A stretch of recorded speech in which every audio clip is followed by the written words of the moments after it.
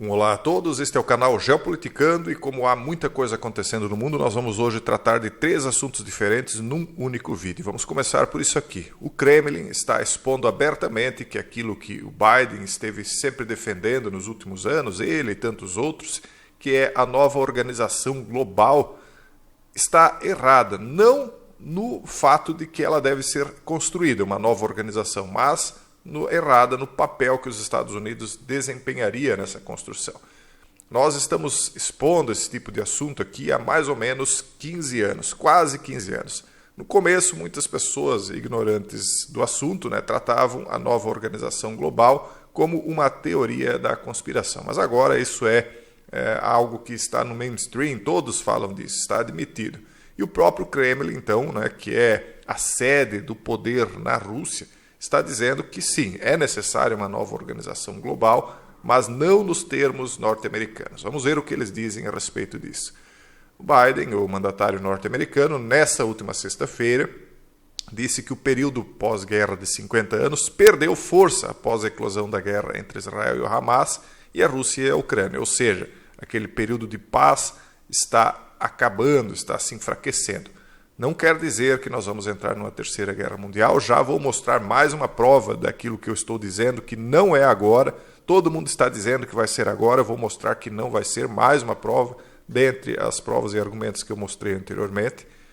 Nós estamos mais uma vez indo contra essa onda, porque as pessoas, na minha opinião, estão equivocadas ao dizerem isso. Então ele diz aqui, eu só mudo as palavras para que não dê problema, porque ainda tem essa questão do algoritmo, Então, mudando as palavras, diz assim, a nova organização global é necessária, disse Biden numa recepção de campanha, acrescentando que os Estados Unidos poderiam unir o mundo se forem suficientemente corajosos e tiverem confiança suficiente em si próprios. O porta-voz do Kremlin, no entanto, Dmitry Peskov, disse aos repórteres na segunda que os comentários de Biden, da sexta anterior, marcaram um caso raro em que eles concordam absolutamente. Primeiro, eu acho interessante que todos estão falando agora muito mais abertamente a respeito disso, inclusive os mandatários.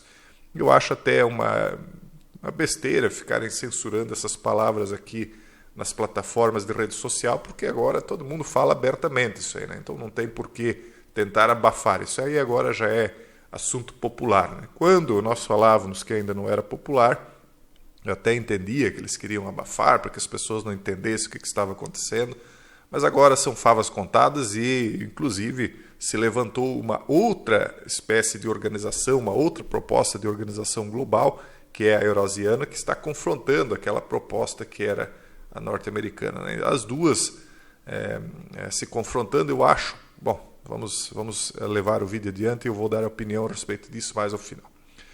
Mas, enfim, a parte que o Kremlin discorda não é que não seja necessário construir uma nova organização global, mas é que ele questiona a capacidade dos Estados Unidos de construir tal ordem. Isso, segundo Peskov.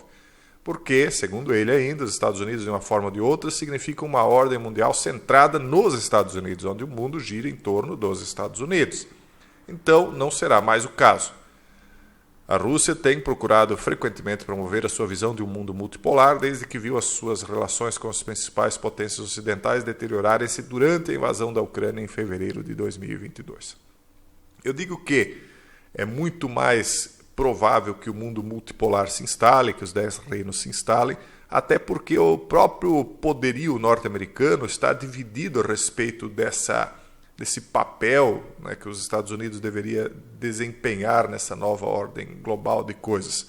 Porque, por exemplo, o ex-mandatário Trump acha que os Estados Unidos não têm mais que fazer esse papel de xerife do mundo e que deve deixar os outros países que se virem. Eles têm que pensar neles. Vamos nos concentrar nos Estados Unidos, nos fortalecermos, sermos mais eficientes, mais ricos, ter um melhor índice de desenvolvimento humano, etc, etc. E os outros que se virem. Eles não querem a nossa liderança, então que se virem. Esse é o pensamento do Trump. Já o pensamento da vertente Biden diz, não, nós é que temos que liderar isso aí e colocar a ordem na casa segundo a nossa versão do que seria a ordem. E a ordem, segundo a versão deles, é uma ordem progressista e liberal, Bom, então isso é uma das coisas que eu queria mostrar para vocês que está repercutindo, não tanto, Isso é uma coisa mais elitizada, mas é algo interessantíssimo aí para que vocês saibam. Outra situação é isso aqui. Vocês sabem que Biden agora foi até Israel imediatamente depois daquele massacre que aconteceu contra os civis, né, israelenses. Ele pisando lá, acabou que apaziguou muita coisa e deu um suspiro de alívio para Israel, demonstrando, né, uma certa amizade, digamos assim, deu o papel assim de que ele iria ajudar Israel. Todo mundo pensou assim, pelo menos. Só que parece que não foi bem assim. Veja só, a visita de Biden, segundo essa matéria, coloca Israel em um perigo muito grave. Essa palavra aqui acho que é proscrita. E aí ela é intitulada Os 3 Nãos de Biden. Então isso aqui confirma aquilo que eu falava para vocês, pessoal, que os Estados Unidos não quer a Terceira Guerra Mundial agora e não vai apoiar uma guerra regional, assim como a China também não quer. Não há interesse das duas grandes potências nesse momento que isso aconteça. As duas ainda estão muito codependentes uma das outras. E mesmo que eles estejam nessa disputa comercial, há essa codependência. Como eu já falei, a China precisa de alimento. Mas eles têm estocado. Tem, mas uma hora o estoque acaba.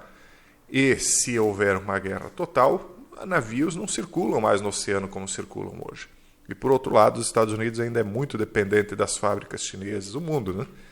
Então não vai acontecer agora. Nada indica nesse sentido. Pode ser que aconteça algo extraordinário que faça com que isso se desenrole. Quase nós vimos isso. O mundo está muito tenso, é óbvio, mas não é o momento. Veja só por quê. Mais um dos motivos, mais uma das coisas aqui que eu mostro para vocês que não é o momento. A visita do mandatário Joe a Israel provocou um suspiro coletivo de alívio, demonstração de amizade e as fortes declarações de apoio salpicadas de alguns idichismos deram aos israelitas a sensação de que os Estados Unidos realmente os protegem. O envio de 2 porta-aviões americanos para a região serviu para nos tranquilizar ainda mais. Isso é o que o presidente pretendia. Ele encenou a sua aceitação de Israel para suscitar exatamente essa resposta, e não apenas dos israelitas, mas também dos judeus americanos. Então, uma parte do poder de Biden está numa oposição a Israel dentro dos Estados Unidos, mas uma outra base é de judeus americanos que, obviamente, apoiam Israel. Então, ele tem uma base que tem 2 opiniões, enquanto que os republicanos não. Os republicanos eles têm um confronto mais direto com o Irã. E é por isso, pessoal, que eu digo que esses analistas aí que estão com milhões de inscritos, eles são torcedores. Eles estão, porque vai acontecer a Terceira Guerra, porque vai isso, vai aquilo, porque no fundo é o que eles querem que aconteça. Eles não estão fazendo uma análise real da situação. Os 2 lados. Podem ver que tem 2 lados de torcedores, e aí eles vão aos milhões, porque as pessoas costumam se dividir em times de torcedores. Um torce que isso aconteça, outro torce que aquilo aconteça, mas as pessoas não olham para a realidade. Então, é independente, né, quando a pessoa vai analisar alguma coisa, se ela acha que um lado é certo, o outro lado é certo, isso tem de ser deixado um pouco de lado para que a pessoa possa passar para quem está acompanhando aquilo que ela está dizendo, aquilo que ela realmente acha que vai acontecer, não aquilo que ela gostaria eventualmente que acontecesse. Como muitos grandes aí que estão analisando a situação, né, estão fazendo. Enfim, daí aqui ele coloca, né, todas as vantagens de Biden ter ido até Israel, como ele falou que ama Israel e blá, blá, blá. Mas aqui ele está dizendo, só que há um problema nessa visita, porque a hesitação de Sullivan, segundo a matéria aqui sobre o envolvimento do Irã, foi o primeiro sinal de que a administração Biden pretende salvar o elemento-chave da sua política equivocada para o Oriente Médio, a qual a administração muitas vezes se refere de forma opaca como integração regional ou desescalada, ou seja, tentar apaziguar o Irã. Eles não querem que o Irã seja atacado porque eles acreditam que eles vão conseguir um apaziguamento, uma pacificação na região. É isso que eles estão tentando fazer, né? Ou, pelo menos, é o que eles estão dizendo que querem fazer. Eles vão levar essa política adiante. Essa é a política norte-americana. Lembrando que isso também é interesse chinês. Os chineses não foram lá apaziguar Irã e Arábia Saudita e conseguiram até certo ponto. Por quê? Porque eles também têm interesse de passar ali o cinturão e rota, né, como eles dizem, o Belt and Road. Então é o interesse dos 2 lados que isso aí não vá adiante. Embora que a China, agora a Rússia também levou forças marítimas ali para a região, a Rússia colocou agora navios lá no Mar Negro com instrumentos de ataque que podem alcançar Israel. Então todo mundo está ali tenso.